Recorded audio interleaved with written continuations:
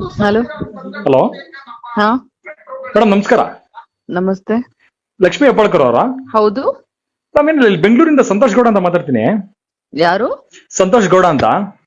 ಹೇಳಿ. ಇಲ್ಲಿ ಫೇಸ್ಬುಕ್ ಅಲ್ಲಿ ನಿಮ್ದೊಂದು ಯಾವ್ದೋ ಒಂದು ಫೋಟೋ ನೋಡಿದೆ. ನಿಮ್ ಪೇಜ್, ನಿಮ್ಮ ಬೆಳಗಾವಿ ಪೇಜ್ ಇದೆಯಲ್ಲ? ಅಲ್ಲ ಅಲ್ಲ, ನಿಮ್ಮ ಲಕ್ಷ್ಮೀ ಹೆಬ್ಬಾಳ್ಕರ್ ಅಂತ ಒಂದು ಪೇಜ್ ಇದೆಯಲ್ಲ ಫೇಸ್ಬುಕ್ ಅಲ್ಲಿ? ಹೌದು. ಅದರಲ್ಲಿ ಒಂದು ಯಾವ್ದೋ ಒಂದು ಟ್ಯಾಂಕರ್ ಅಲ್ಲಿ ನೀರ್ದು ಉದ್ಘಾಟನೆ ಮಾಡೋದೊಂದು ಫೋಟೋ ಹಾಕಿದ್ರೆ ನೋಡಿದೆ. ಹೌದು ಬ್ರದರ್, ಅದು ಒಂದ್ ಸ್ವಲ್ಪ ನಮ್ PA ಅದನ್ನ ತಪ್ಪು ಮಾಡಿದ್ದಾರೆ, ಈಗ ಸರಿ ಮಾಡಕ್ ಹೇಳಿದೀನಿ. ಮೇಡಮ್, ದಯಮಾಡಿ ಒಂದು ವಿಚಾರ ಹೇಳ್ಬಿಡ್ತೀನಿ, ಕೇಳ್ಬಿಡಿ. ಬೆಳಗಾವಿ ರಾಜಕಾರಣಿಗಳು ಅಂದ್ರೆ, ಈಗ ನಾವು ಯಾರ್ದೇ ವಿರೋಧಿಗಳಲ್ಲ. ಖಂಡಿತ. ನಾನೇನ್ ಯಾವ್ದೇ ಸಂಘಟನೆ ಕಟ್ಕೊಂಡಿಲ್ಲ, ಏನಿಲ್ಲ. ನಾನು ಸಾಮಾನ್ಯ ಕನ್ನಡಿಗನಾಗಿ ನಾನು ಅದು ನೋಡಿದೆ, ಫೋನ್ ಮಾಡಿದೆ. ಈಗ ಕರ್ನಾಟಕದಲ್ಲಿ ಇದ್ಮೇಲೆ ನಾವು ಕನ್ನಡ ಭಾಷೆ ಹಾಕೋಬೇಕಾ ಅಥವಾ ಇನ್ನೊಂದು ಹಾಕೋಬೇಕಾ?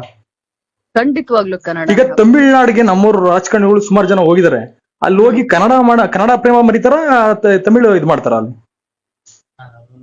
ಅದರಂತೆ ವಿಚಾರ. ಬಟ್ ಅವ್ರಿಗೆ ಬಿಟ್ಟಿರೋ ಇದೆಲ್ಲ.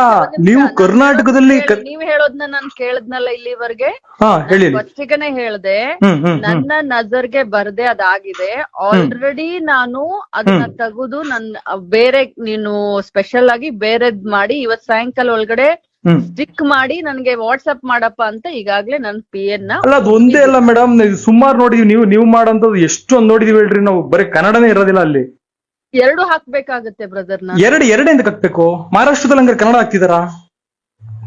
ಅದ್ ಹಂಗಿರೋದಿಲ್ಲ, ಅವ್ರಿಗೆ ಭಾಷೆ ಬರೋದಿಲ್ಲ. ನಾವು ಅವ್ರನ್ನ ಪ್ರತಿನಿಧಿಸ್ತೀವಲ್ಲ ಮೇಡಮ್. ಪ್ರತಿನಿಧಿಸಿದ್ರು ಕೂಡ ನಾವು ಯಾವ ಜಾಗದಲ್ಲಿ ಅನ್ನ ತಿಂತೀವಿ ಆ ಭಾಷೆನೇ ಇದ್ ಮಾಡ್ಬೇಕೇ ಹೊರ್ತು ಬೇರೆ ರೀತಿ ಕುತಂತ್ರ ಮಾಡಬಾರ್ದು. ಆಯ್ತು, ಓಕೆ, ಆಯ್ತು.